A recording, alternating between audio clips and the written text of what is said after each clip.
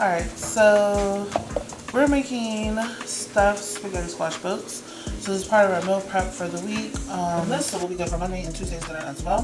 So the first thing you want to do with spaghetti squash is you want to cut it in half and then scoop out the seeds. I sharpened my knife because this shit is not easy to cut. And because I'm a little punk and I'm scared to cut myself because I've done it many times, I use like a dishcloth to kind of hold it. And I usually start from the middle, get a good start on it. When I tell you this stuff is hard to cut, it's hard to cut. But once you get it good and going, just make sure you always have a good grip on it because it does like to slip. Once you get to the end, you want to make sure you get all the cut all the way through, like so. So that way you can get a good even, like half cut. And then you've already got it started on the side, so you just keep it going.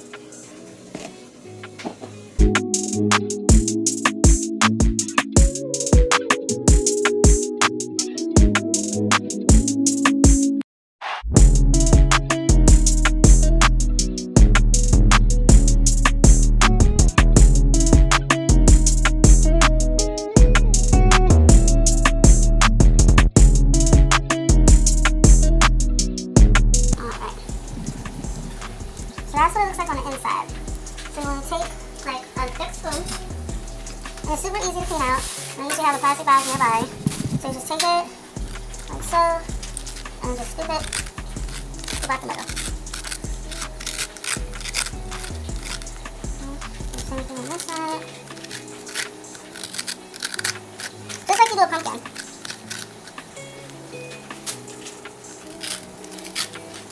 Okay, so that's what it should look like.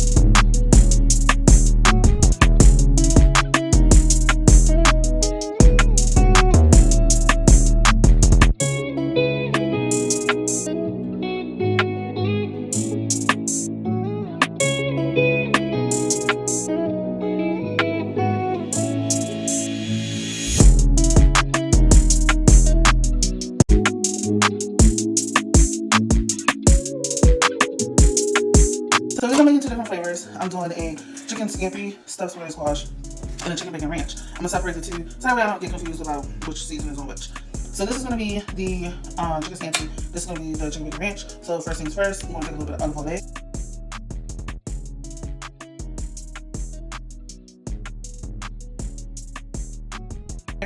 And I use just like a spoon and just kind of drizzle it. Make sure I get it everywhere.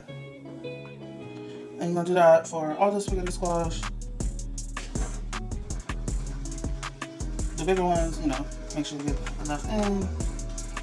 I like to hit a little of the edges as well as the inside.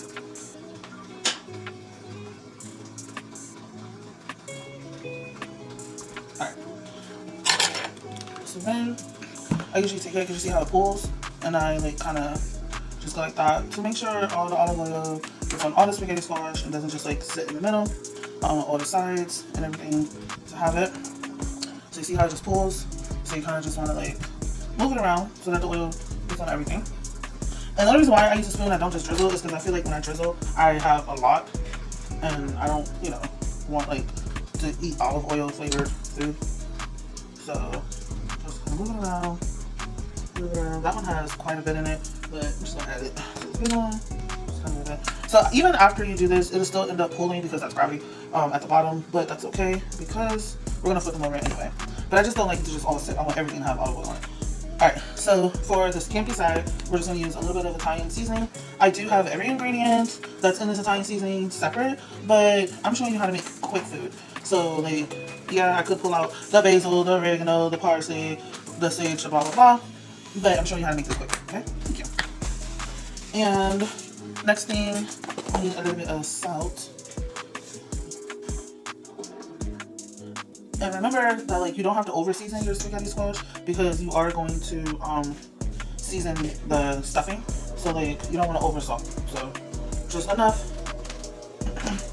And then we're gonna use some black pepper.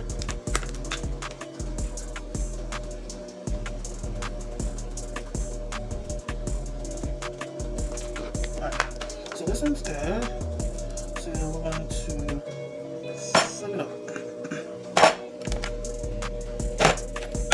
Okay. And when you flip it over, you want to take a fork and you want to poke holes. It doesn't have to like go all the way through. You want to penetrate the surface though. So you can use a knife if you want to, but I just use a fork because it gives me a lot of mini holes, and I don't know, it's my method. And my spaghetti squash comes out good every time, so don't fix it if it ain't broke. And I don't know if you can really see like my pattern. I kind of just go around the top like that, and then I kind of hit the sides, the middle, the sides, the middle. It's a horrible angle to the side, and the sides, and then around the front. So you want to hit it from front to the middle, and then make sure the ends too. Okay. There's no like specific pattern. That's just the way I do it, and it works. So for the ranch ones, I'm going to use a little bit of Salt-Free Vegetable Seasoning by McCormick.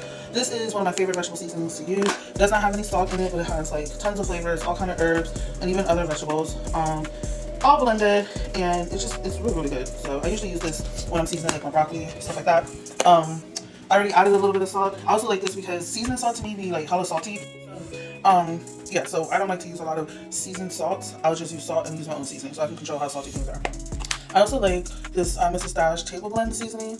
It also has a lot of really good herbs in it. Got some red peppers, some dried carrots, some dried tomato, lemon juice, basil, pepper, onion powder, garlic powder. So it has a lot of really good flavor too. And then like I said, you just add a little dash of salt, of how much salt you want on it. And you gotta worry about your blood pressure going through the roof because you use just seasoned salt. And the seasoned salt is just so like basic. Like I grew up using seasoned salt, so I ain't got nothing against Lawry's. But like it's all has the same flavor. It's like seasoned salt. Like what season mean is really not salt. Because all it tastes is salt. And maybe some paprika, you know, the red color. But I just like to kind of create my own seasoning. But we're gonna use this ranch seasoning, and we're gonna just sprinkle a little bit. Not a lot of it, just a little bit. Because I am gonna season the chicken with this as well, but I want like that ranch flavor to kind of just really come through. This chicken with the ranch. Alright, so we're gonna do the same thing with these guys on this pan. Ooh, just barely made it. Alright, and we're gonna poke our holes. This is kind of satisfying, I'm gonna lie. I don't know why, but it is.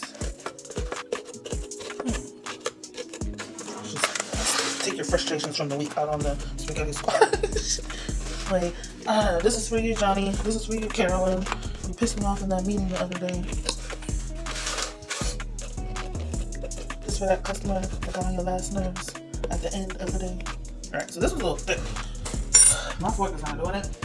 So I'm just gonna a couple holes. And whenever you're using a knife, as you saw how I switched the blade around, don't cut towards yourself. I know people are like, good, that's common sense. Yeah, but there's people out there that do it. And then they wonder why they're missing a whole finger. Always point the blade away from yourself. Alright, so we're good. So now, we're gonna just add a little bit of water. And that's one step that a lot of people don't do. And so when you don't do that, like your spaghetti squash still be hard. Like some of it around the edges will be like roasted, but the middle will be hard. And then you don't want to like put too much water because then it'll be like spaghetti squash mash, and then that's gross. So there's like a happy medium. So I'm gonna show you. All right. So for the sheet pan, I'm just gonna pour it. And I'm eyeballing it, so I don't really know the measurement. So I'm not gonna lie. But like I'm just looking for the whole sheet pan, the bottom to just be covered with water, not like a pool, but like I don't want to see pan. So when you roast spaghetti squash, it should be on high heat because you're roasting. I have it on 425. I usually do between 400 and 425. But since the other one's already set for 425, I'm just gonna leave it there.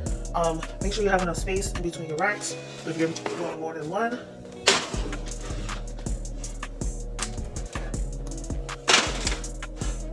Alright. And we're gonna set the timer for, I'm just gonna do 50 minutes.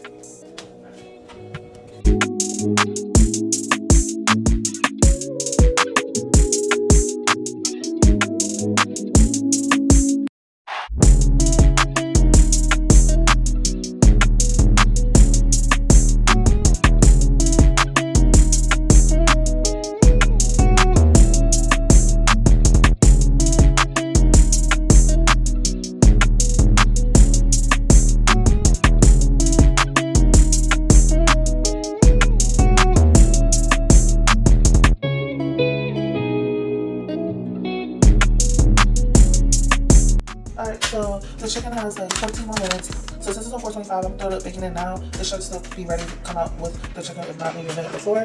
Because this bacon is kind of thin, I wanted to fit like multiple pieces on here without it being overcrowded. So I just kind of like twisted the bacon. Just picked it up and like twisted it and made it like that. So it's skinny, and with it still being on high heat, it's gonna still cook. So we're good. All right. Alright, so the spaghetti squash are done. I did put the chicken in the oven. I'm putting it in the oven for about 25 minutes. Because it's on 425, so I don't want it to overcook. Alright, so when your spaghetti squash are done, you take it and flip it over. And that way you stop the steaming, so that way it doesn't like over steam and become like super soft. But you see how like it's not burnt, like it's, if you go like that, that's how you know it's good. Alright, but like I said, I want to let it cool off so that way the noodles will firm back up. Do the same thing here. So this one actually, like towards the end of the process, it didn't have, or like probably like 9 minutes before it was done, it didn't have any more water left. So I ended up adding a little bit more water because I could smell that the pan was burning, and I didn't want that to happen. So I just added a little bit more water, but still, even still, nice and steamed, not super mushy. So the chicken's ready. So I'm just going to slice it up real quick. Not a rough chop, nothing like uniform. Cause I kind of just want like chunks of chicken, not massive chunks. But you know what I'm trying to say. Hot chocolate. Smells good. You see it's like super tender. Don't really have to have much force to cut it at all. It's just very soft and juicy and delicious. So get my spaghetti squash, and you see how it just very easily releases. Like there's not much force at all. And when you pull it away, look at that. Straight noodles. It's pretty cool actually. So I'm gonna take all of this and put it in a bowl as much as possible without like breaking the side.